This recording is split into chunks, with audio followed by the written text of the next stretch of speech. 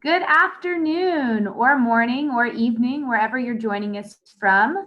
Welcome to our very first Parent and Family Friday webinar series of the 2020 series. We are so excited to welcome you, your students, your families to the Emory community and hoping to share some really helpful information today to get you started with all the information you will need to be successful as parent and family members this year. My name is Sherry Obrentz. I am an Associate Dean in the Office for Undergraduate Education and oversee our new student programs. And so just again, want to extend the welcome on behalf of our Director of Orientation, Jill Camper, and Assistant Director of Orientation, Blaze Bowman, also known as Producer Blaze, who's helping to manage the chat for us during this session. We are recording this series, and this will be posted online on our orientation website early next week at the very latest. So if you miss anything or want to go back and review this information, you are welcome to review it again. Before I introduce our panelists today and we get started with welcoming you to the summer, I do want to address a question that we know is on everybody's mind, including our own.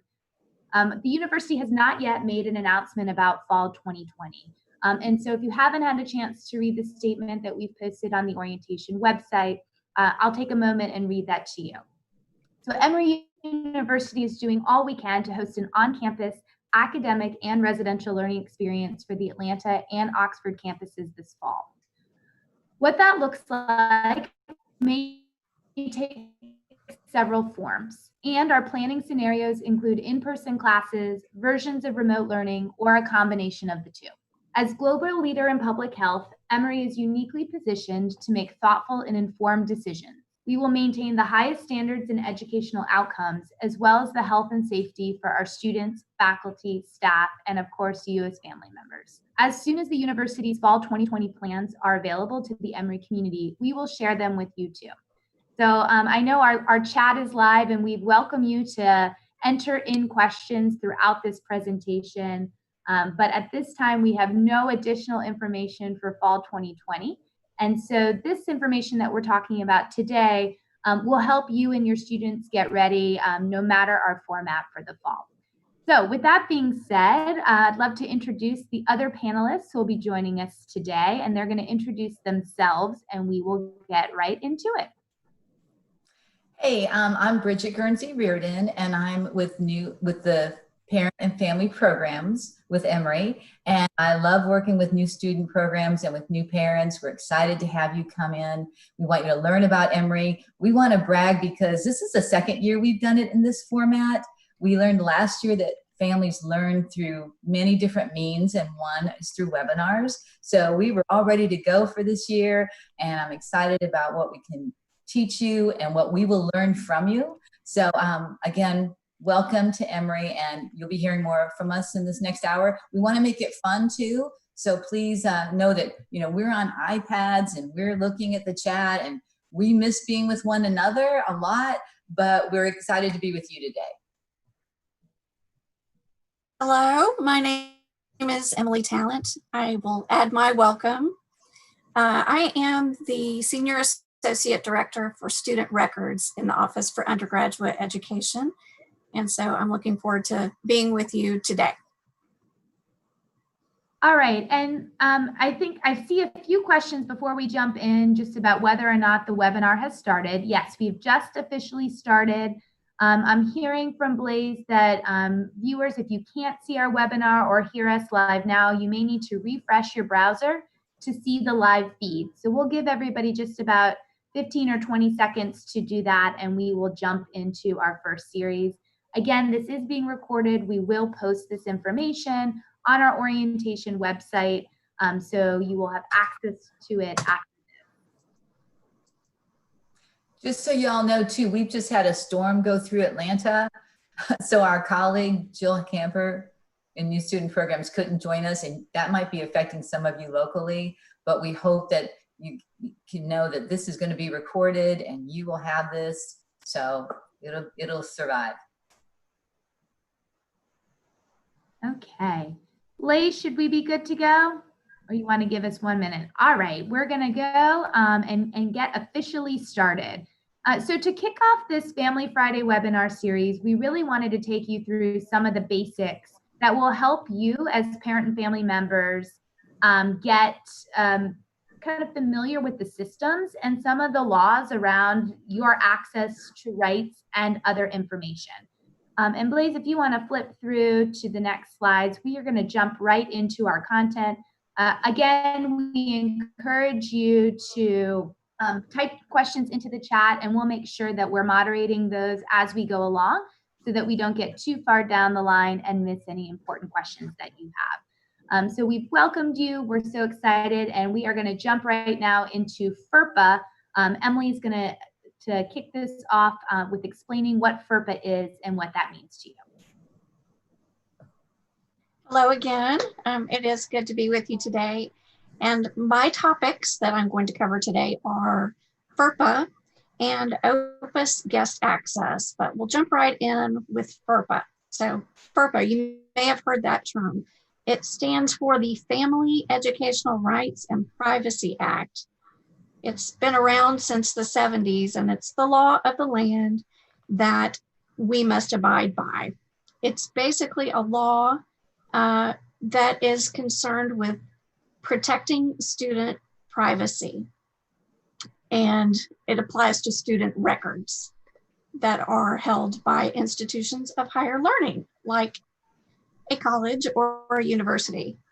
So there are three main concepts that you should probably get familiar with as we're orienting ourselves around FERPA. The first is that now that your student is a college student, the FERPA rights lie with the student, not with you. When your student was in high school, you had the power to make decisions about student privacy. Now that they are in college, whether they're 15 years old or 50 years old, those rights reside with the student. The second thing is that FERPA allows students to inspect their educational records. And that's just a fancy way of saying that students have the right to see the records that we keep on them. And if students wish to review their academic records or any educational record that Emory has on them, they simply need to request it and be specific about what they would like to see.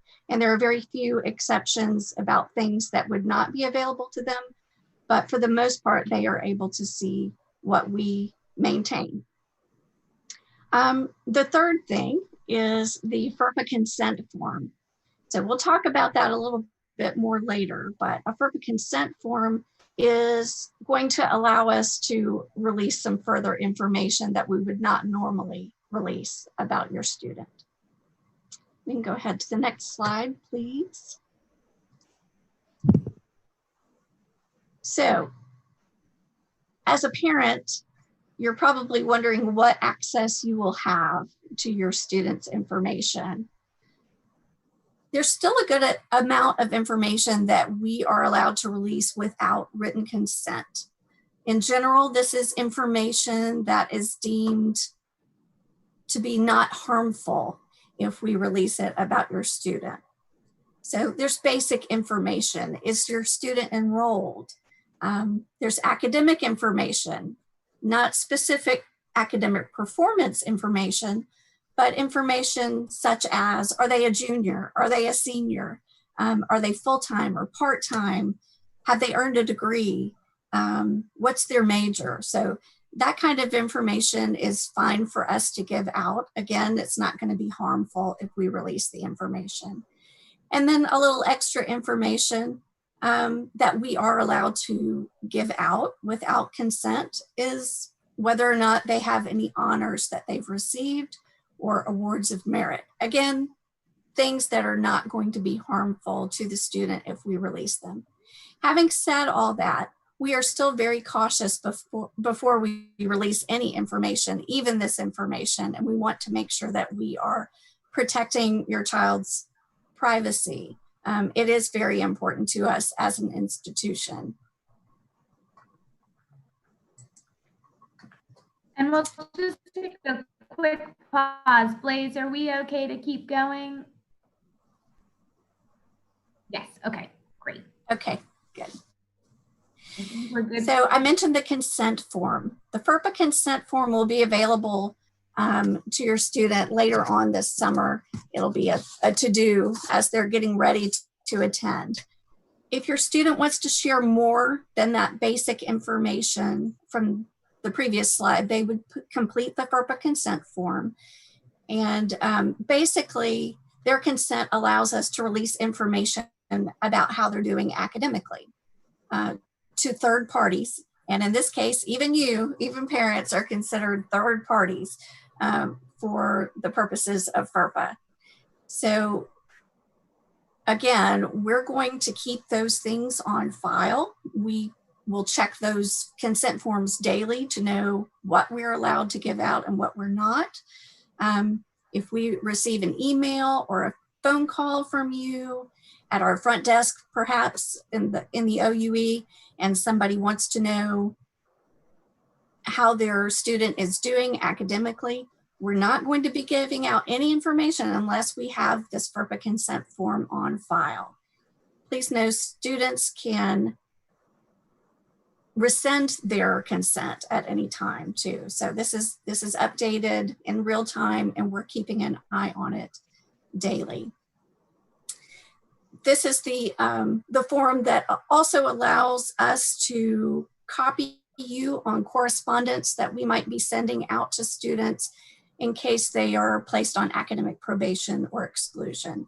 We know that's not going to happen, but if it does, this is the form that would allow us to share that kind of information. And Emily, before you jump in, Bridget, I think this is a nice time for us to kind of share how this plays out and what we've seen with parents and family members or others, other people that students might choose to give consent to. Right. Wait, this is go ahead, Sherry. I was just going to say, we know this is a really big shift from high school to college, when those educational rights, even if you are paying the bill, really do belong to your student directly. And we're going to pose some questions that we think will be really great for you to start talking to your students with this summer, asking them how you will be involved and how often you're going to be able to check a little later. But starting with that consent form, if you do call, we never want to discourage you from checking in if you're really worried or concerned about your students.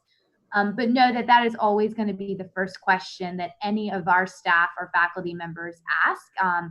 Or we will say we need to check for consent first, which really helps to protect your student, to make sure that we are not oversharing information that they have deemed they don't want us to share. So again, it is the law, but it is also our protocol to follow these steps if and when you do reach out to us. And in addition, your student will be communicated with directly. It'll probably be an email, and they need to check their email consistently. And faculty members will not communicate with parents unless it's an emergency situation that's evolved and the faculty's gotten involved. They will not communicate with parents. So just make sure that you help prepare your student to be their own best advocate. And faculty members want students to come and talk with them. They really, really do. And that is something they might not be used to from where they went to secondary education. So please coach your student on that. They do want to hear from their students, and they will not be really communicating with parents at all. Yeah. Another thing just to note about Emory is we don't have mid-semester grades or mid-semester progress reports in an official manner. And so if parents or family members are calling to check on progress, it'll probably take us some time, even if we do have consent, to get that information back. And so beyond official grades that have already posted, and for new students, that won't be until end of December, early January. This is kind of in real time. We do checks on students, even if we are not allowed to share the results with you. Anytime parents have concerns or questions, it definitely triggers kind of behind the scenes work that our office can do to check on your student. So know that if you are concerned at any time, and again, we'll talk about this a little bit later in the webinar, we always want to encourage you to reach out. You can always share information with us, even if we can't share everything back out with you. That's right. And that brings up a good point about FERPA, that even though it is the law of FERPA also gives us the out if there is a health or safety emergency. So we don't have to abide by FERPA if we are in a true emergency situation. And so that is something that we train everybody in the OUE to know. So we're all aware of that. And I do want to add too, on your Opus Access and anything in the Opus system, please make sure your students have you or whoever should be listed as the emergency contact. Sometimes we find we get an emergency situation and that student thought that they had an emergency contact listed. So talk with your student, look at the Opus system together, even if they don't give you access to it, and make sure that whoever should be listed as emergency contact, it has their name and how to contact them. It's a perfect segue. I'm just looking at the chat box. It doesn't look like we have any updates right now, so we can move right into what Opus is, our beloved record system, and how you can get access to it. That's right. So Opus is our student information system, and it's sort of the hub, the system of record where we keep all kinds of information about your student. And it allows your student to grant guest access to up to 5 individuals. They can be whoever the student would like to give access to. So this is a step further from the consent form and a little more granular. When a student goes into Opus, you can see, as is illustrated on the slide there is a guest access tab.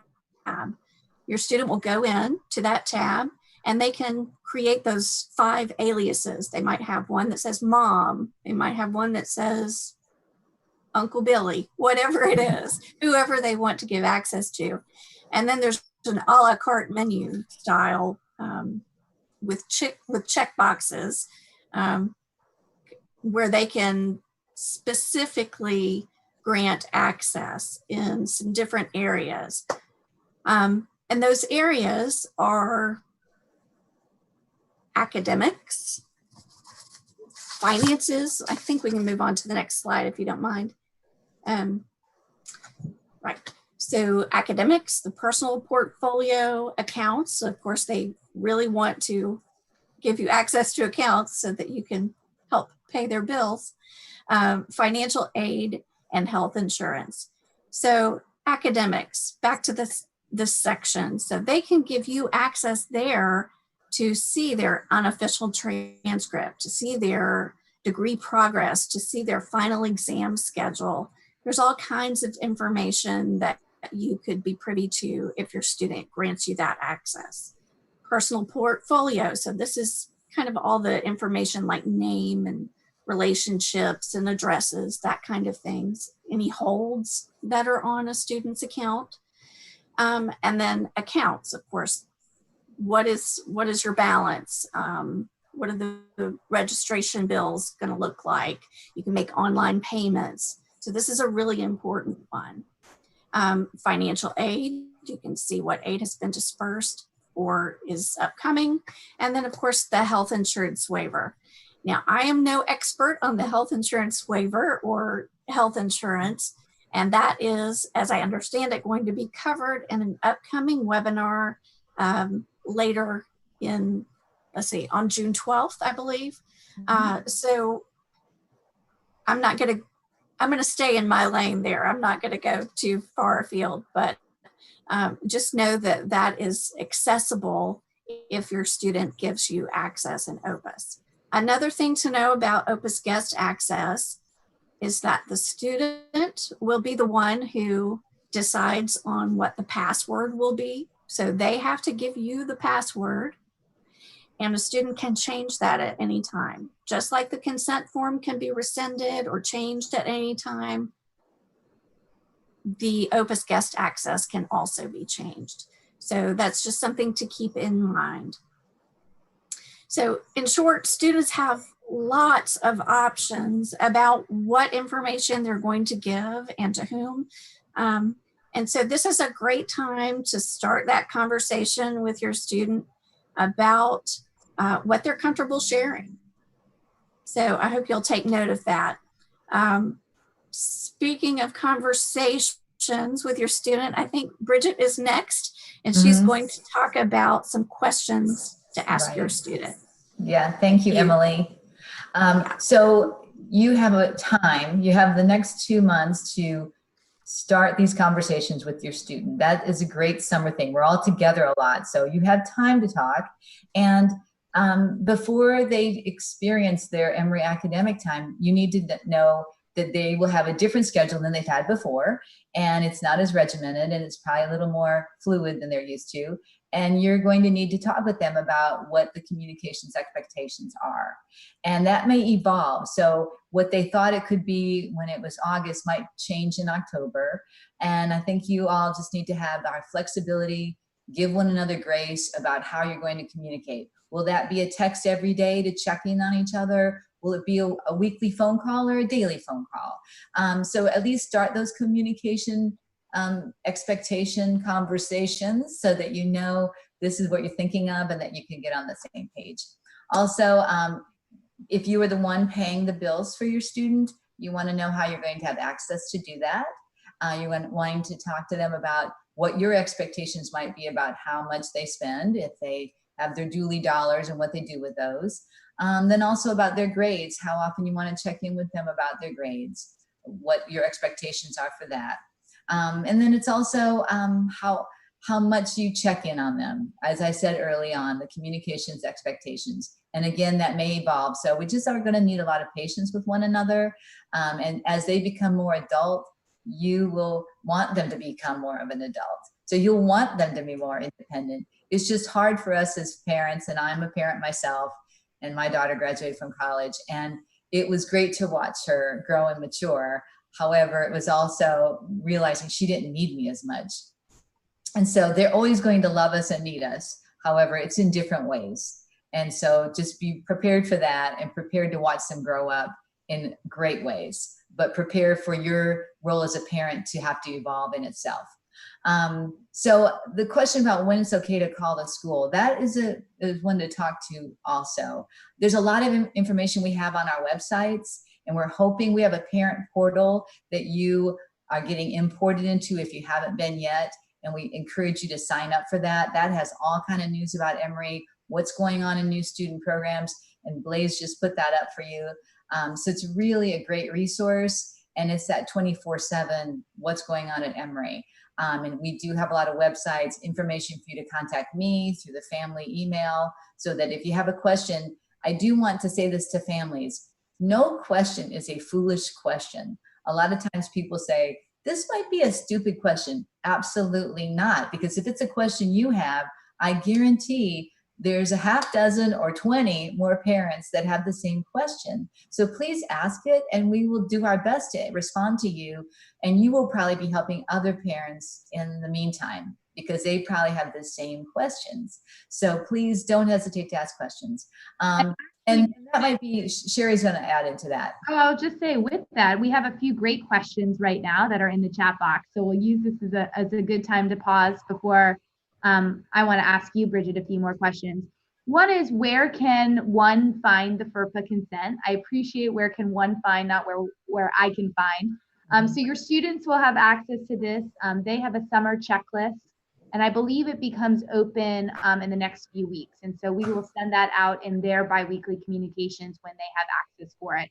We're updating some of our records to make that more seamless. The other question is there a current to-do list?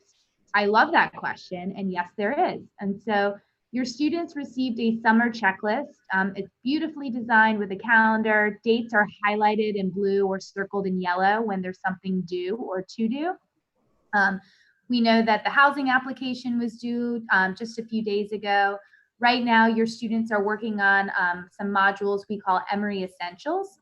And in Emory Essentials 1, we're introducing them to our systems like Opus and other things that they'll be using. We introduce them to the checklist. So we really are directing a lot of this content directly to your students, as they are the ones who are going to be responsible for completing all these actions. There is a family to-do or checklist too, but it really is in parallel to what we're asking your students to complete. Some big things that are coming up in the next few weeks, and I just talked to our Director of Student Health, so I know that she wanted us to shout this out. Immunization forms and the insurance waiver forms, or signing up for Emory Student Health Insurance are coming up due July 1. Again, we will talk in great detail about this in our next webinar series on June 12th, but those are some of the most important deadlines coming up in the next few weeks. So great, thank you for crowdsourcing too. I know some of our families are actually answering questions for each other. I'd like to say that you are all a really wonderful resource for each other. Besides, Bridget also has been at Emory for years and just has so many great relationships around campus. And so if she doesn't know the answer off the top of her head, we'll get back to you and help figure that out with you as well. I wanted to kind of go back to this conversation about how do I start the conversation with my students, or what should we be talking about this summer? I've worked at Emory for about 15 years. I've talked with a lot of parents, family members, and others who are concerned about students. And sometimes I get the call that says, I don't want my student to know that I'm calling. Can you keep this between us? And I understand that at some times you don't want to feel overbearing or that you're overstepping. But part of this and part of them growing up is really realizing that there's a whole network of people who are caring for them. And if we are going to be really good partners in helping your students succeed, we like to be as upfront and honest with them as well. And so when they get random emails from Bridget's office or my office saying, just checking in on you, but they have no idea why, that kind of isn't always the most productive conversation. But if we say, hey, you know, your mom or your Uncle Billy called and really just wanted to make sure everything was okay, that's an easier jumping off point for us. And so I encourage you, if you do feel like you need to call or email, to tell your students that you're also checking in really to figure out where the best resource person office is on campus, and that we're working together to get your student connected. Yeah, and I want to add too, one great question you can always ask your students is when they come with you with a problem, because a lot of times students just want to vent. And that's what we do. We give unconditional love as parents. That's what we do. And so ask your student, so what do you want to do about that? And oftentimes the student will come up with the solution. They will say, well, I'm going to talk to my faculty member, or I'll talk to my RA. So really try to help your student problem solve, because that's what we're all about now too, is the development of your student. So let's help them figure out the problem solving. There are a few other questions in the chat right now. One is about the multiple email addresses at Emory. Yes, students are given a very long email address, first dot middle dot second middle dot third middle dot last name. And they will be have an opportunity to change that or to create a new alias. They've been given directions on how to do all of those email changes. And I know that Blaze is putting that in the chat as well. Another question was, how do parents or family members find out about these types of programs? Great question. On our orientation website, there is for information for you. Parents and families have their own tab with the summer series. A challenge that we have with communicating directly with parents is that our information is only as good as what your students gave us on their applications. And your email addresses might have changed since then, or there might be updates. And so if you are not getting biweekly communications from new student programs, make sure that you fill out on the orientation website that you will ask to join our listserv so that we add you. Another great reason for your student to go into the Opus system and update the contact information that we have for you as well, because we know email addresses and phone numbers also change. Another question is about orientation and the dates. I mentioned this at the top. We have not been told yet about our fall plan, so we will be updating that as soon as we know.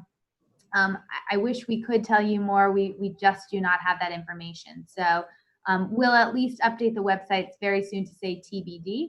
And so stay tuned for that. You will be some of the very first people to know once we know as well. And then the student health insurance, what you need to do. Yes, we are going to talk about that in great detail in our next webinar. So really we want to keep this one high level, just about starting the conversations. But in the student checklist, And in the Students Emory Essentials, there's a lot of great information about how to fill out those insurance waiver forms and immunization forms as well. The insurance waiver form is up. Yes, it is in Opus. All yeses to those questions. So great questions, and we're happy to kind of close the loop on those. Yeah, and in addition, ask your student what he or she might be most concerned about, what they think are issues that they might encounter. And then you can probably problem solve together. And we're going to help you along the way. Sherry's office, all of the staff that we have at Emory, we're going to help you along the way. So we've got the tools to do it. Yes. And again, thank you, parents, for answering those questions too. We are just as anxious as you are to hear what we're doing about fall, but obviously safety, wellness for students, faculty, staff, and you is our top priority. And so I think part of the reason the university is waiting is to make sure that they have as much information as possible to make a really well-informed decision. Okay, Bridget and Emily also has college-age students as well. Any other kind of tips for how to kick these conversations off with students over the summer, or other good questions that maybe you've had with your own students as they are going through the beginning of a college process? Mm-hmm. I tell you what, one of the most challenging aspects is to encourage my 18-year-old to have some autonomy and take responsibility. So not jumping in and doing everything for him, which is sometimes what we want to do as parents, because like Bridget said, you love them unconditionally and want to help, but instead turn those questions around and ask, how do you think you should handle that? So that would be a good question that I'm trying to take to heart as a parent. Mm-hmm. That's yeah. I was going to say, Blaze and Jill and I actually have run a first-year advisory board for the last few years. And one of the things that one of our first-year students told us in March was, I didn't know I should Google things on my own. I didn't know I could look things up. In high school, things were always just told to me, or there was that one person who knew all the answers. And I think as we're all beginning a new journey together, there isn't going to be one person who knows all the answers. And as a parent or family or support member to your student, we don't expect you to know all the answers either, but be part of that kind of fishing expedition with them and saying, I'm not sure, but let's figure that out together. I can say I Google Emory sites every single day. I pick up the phone and I call Emily and Bridget often to double check things. So hopefully that gives some comfort as well, that it is okay to say, I don't know. It's okay to figure it out together. And I think one of my favorite parts about the Emory community is that we really are a community that cares for one another and that we want to be helpful and figure out what the best answer is. That being said, we're a really big institution. So there isn't always going to be that one-stop shop or that one person who's going to know all the answers. But if you're patient with us, we will get you to the right person and resource to get those questions answered as well. Yes, and respectfully advocating for themselves is a great skill to have. And people on the other end always respond well to that. There was a question about authentication for guest access, and I'm not sure. I do know the answer to this. I imagine there's something about duo authentication. So all of our systems have an extra layer of security that you have to register.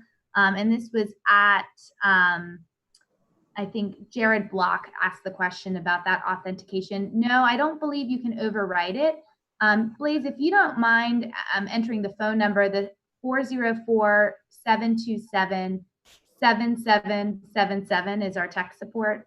And so that's a great number to have on hand. If you're having any kind of connectivity issues with the Emory systems, I would start there to make sure that you are doing it correctly. Sometimes it's just an extra box to check as well.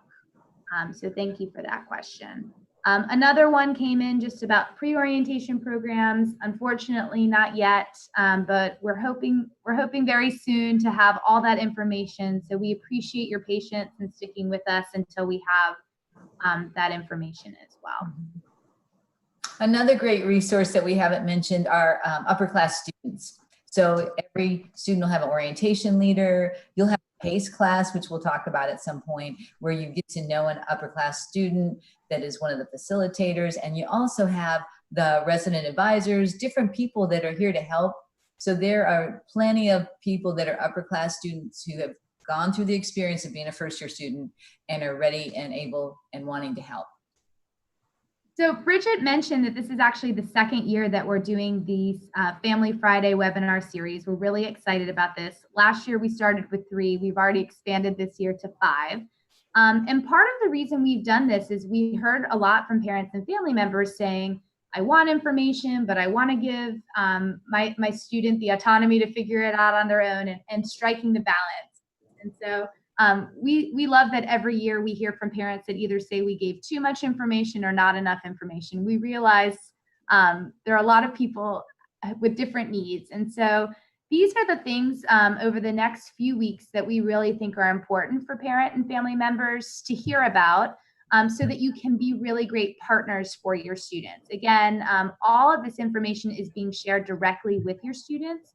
And so the way that we've really organized and framed our webinar series is to give you tools to open up those conversations and to check in, not to do the work for them. The next session is, I think, a really important one about transition of care. So we will have our directors of student health services, counseling and psychological services, and other, the Office of Accessibility Services, really talking about simple things like transferring prescriptions to the local CVS or the local pharmacy in Atlanta, to how to create or schedule doctor's appointments. We know sometimes students haven't done that yet on their own, and really thinking about what your role is going to be in that transition of care. So we will have the experts in the webinar, in the webinar room, to answer all those questions for you. Later in the summer, we will talk about registration. I am very hopeful by July 10th, we'll have a lot more information about our fall schedule and how students are going to register, but really how to support your student through that process, and knowing that there is no such thing as a perfect schedule. That's the teaser for July 10th right now. July 17th, we'll talk a little bit more about housing and dining, again, whatever those options are for the fall. And then finally, at the end of July, preparing for orientation. And I'm sure that we will have more guidelines about all of that as the information about the fall semester comes out. So we hope that you do tune into these. We also encourage you to continue to email us with questions along the way. If you have a question, that often means that someone else has a question as well. And we really do take this feedback in real time and try to tweak and update messages, information on websites, and other things in real time to get you the things that you need. So in the chat box right now, producer Blaze, as I affectionately call him, Blaze has done an amazing job setting up our webinars and answering in live, has given a lot of really great resources. So a phone number that I mentioned earlier was the 404-727-7777. That's our tech support. The orientation hotline number, even though we are not in the office, we have forwarded our phones, is 404-727-9000, or emailing ec.orientation@emory.edu. We're happy to answer those questions for you. Lots of other good websites in this chat. Again, this will be posted, both the presentation along with our little faces and the chat box, so you should have access to these things as well. We will stay on the chat for a few more minutes in case any other questions come in. But again, we're just so excited to kick off this Family Friday webinar series. We promise to have the experts in each of our chats to talk about these topics as they come through, and really appreciate you hanging in and getting. We always think that we have all the kinks worked out with our technical things, but not being in the same room, we're working things out in real time. So really appreciate all of you hanging in with us. So this is a great question from Barbara. Is there a way for new students to connect with existing students from our hometown over the summer? And so I will say, Bridget, you have some great information about that. About communicating over the summer? Well, yeah, with with upperclassmen, with current students. Right. We have opportunities for people to connect. You will be getting orientation leaders later in the summer. We also have, as I've mentioned, the parent portal for families to hear about resources. I really recommend you go to the portal because we post almost everything that's going on campus. So for instance, a lot of our families of current students are doing virtual 5Ks with one another. They're trying to do recreation classes together. We had our Doolies week in the spring that was all virtual. So I really recommend you check the portal, check for those different informational pieces. And the other part is it's for you to be able to nudge your student. You can then say, hey, did you know that they're doing this at Emory? So along the way, you just might want them to know that you're in on what's going on at Emory and you want them to be a part of everything that's going on at Emory. So you can do that now, even before they matriculate. They can participate in some of the things we do because they have an Emory email address. So there are opportunities to connect with Emory students in very interesting ways right now. Yeah, and as we're working out whatever happens in fall, yes, we will have avenues and channels for students to connect with upperclassmen and depending on those areas. I think it will depend some on what our format is and how that gets rolled out because we want to make sure that students, our returning students, our current students also have the information they need to accurately kind of connect and share back with your new students. So there will absolutely be opportunities for that. Mm-hmm. Bridget, do you want to talk about the Destination Emory series a little bit? Yes, thank you. Thank you for that nudge for me. So we have a program that we've done for over 20 years called Destination Emory. And Destination Emory typically comes to you near where you live. Well, we can't travel this summer and we're disappointed about that, but our opportunity is that we can bring it to everybody virtually. So you will be hearing from us about Destination Emory events, which will be Zoom webinars, and it will be a chance for you to hear from the Dean of the college, the Dean of Campus Life, and some of our student leaders about what we hope for your students and you as families and how we want to connect you with Emory. So those will take place in July and you will be getting email invitations on those and they'll be posted on the portal. So we look forward to those, even though we can't come to you in Boston or Chicago or Dallas or wherever you live, we will be with you in many ways and we want to connect you eventually with families that are in your areas so you know who else is coming to Emory from those areas. So that was the goal all along and we're going to fulfill that goal, but we're going to touch even more people with them. So stay tuned, watch your email, watch the portal, and we'll get that information to you. Awesome. So there are a few more questions about immunizations and about whether or not you do have to make a decision about using your own insurance or Emory's insurance. Yes, that actually is the decision that you need to make by July 1st. And so there are options. Blaze has posted both the immunization email address so that those experts can answer it as well as their phone number. And so they're very happy to help. Everybody's working remotely now too. So there sometimes might be a little bit of a lag with the response rates, but people are absolutely monitoring those. A few more questions about pre-orientation programs. Unfortunately, we do not have any updates. And so we don't even want to say probably or maybe or possibly because we don't want to get hopes up or down in any way. So we are all holding tight until that university decision is made. And then we promise to update all websites and information as soon as we have those.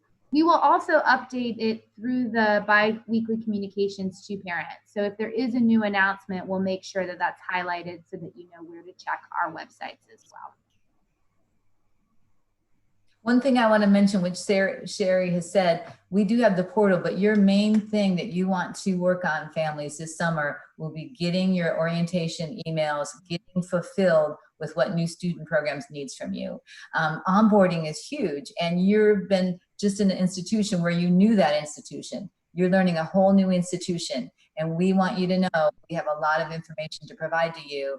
And so just please keep checking with new student orientation and about what information they have. And we're going to take you by the hand because we're all also learning some new things in this COVID-19 world. And so we're just really patient with one another and we're going to get you every step that you need. I will say, as Blaze is doing a great job kind of answering questions in real time, one of my favorite resources that we have on our orientation website is the reference pages. It's a 40-page PDF, but it's interactive, so you can click, you can link ahead, you can jump ahead. It has really great resources. So one thing that I take for granted a little bit is that I know most of the Emory acronyms, but we sure do have a lot of acronyms. A lot of nicknames or just letters for things. And so early in that document, or in the beginning pages, there's kind of a do you speak Emory lingo? So it can introduce you to some of that. But it has a lot of the information that you're all asking about in those reference pages. And so we're very happy for you to have access to that. It's open on the web. It is on the for information for your new students next to their checklist, their student checklist. And they're both printable. I'm not sure if you want to print all 40 pages of the PDF, but if you wanted to at least print that summer checklist, that's a great thing to put on the fridge or have on that kitchen counter to go through maybe on a weekly basis or so, just to make sure you're moving through all of the important things we hope that you and your students are moving through.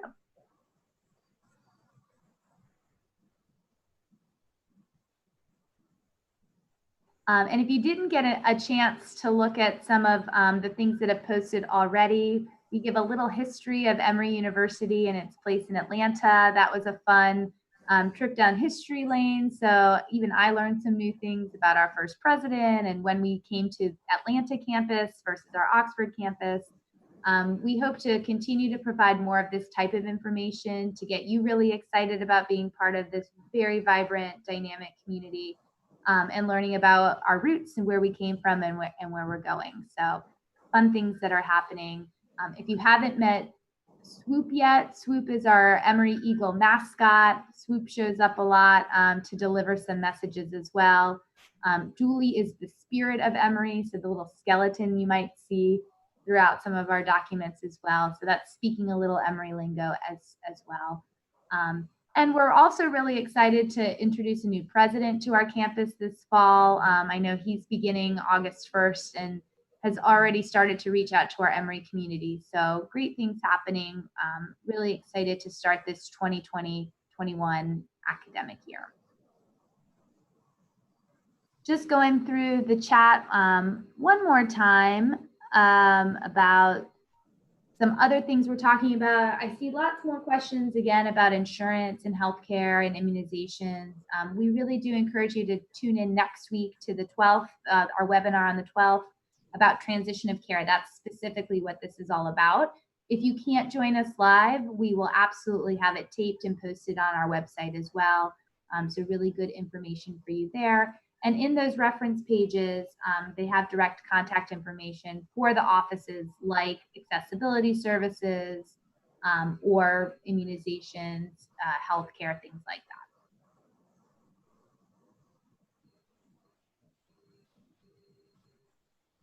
that. Okay, it seems to be slowing a little bit. Bridget or Emily, anything else that you would like to add for our kickoff webinar series today? Just appreciate the opportunity to talk with you, and you can always reach out to oue.records@emory.edu, or you can reach me directly at emily.talent, that's TALLANT, at emory.edu if you have any questions about student records, about FERPA, consent forms, anything like that. I'm happy to answer questions for you.